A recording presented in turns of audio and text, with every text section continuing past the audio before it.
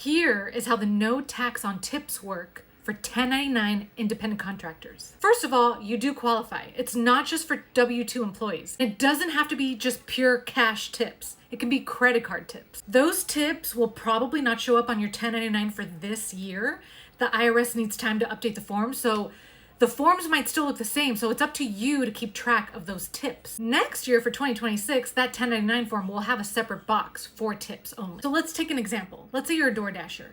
You're gonna get a 1099, and this year it's gonna be all lumped together. Your earnings, all your other types of income, and your tips are gonna be included in one number. You're gonna take that number and report it on your Schedule C as your total income. Then you're gonna take all your normal business expenses that you get to take.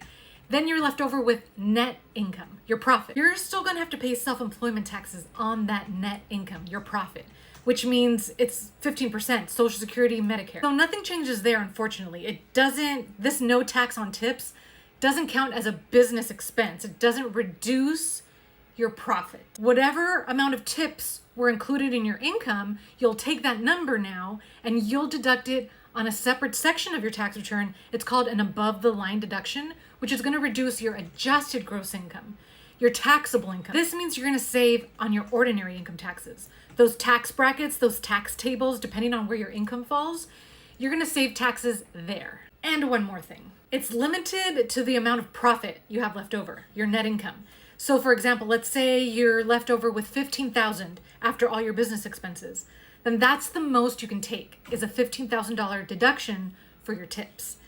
If you're left over with $25,000 of net income, then you can take the whole $25,000 for the tips deduction. If you're left over with $30,000 of net income, you can only take the max of $25,000. What if you don't have any profit? What if all your income was wiped out by all your write-offs and business expenses? Well, then you don't get to take any of the tips deduction. You lose it because you have no profit. I think it's still better to write off as much as you can against your self-employment income because it'll reduce those self-employment taxes. Let me know if you have any questions in the comments.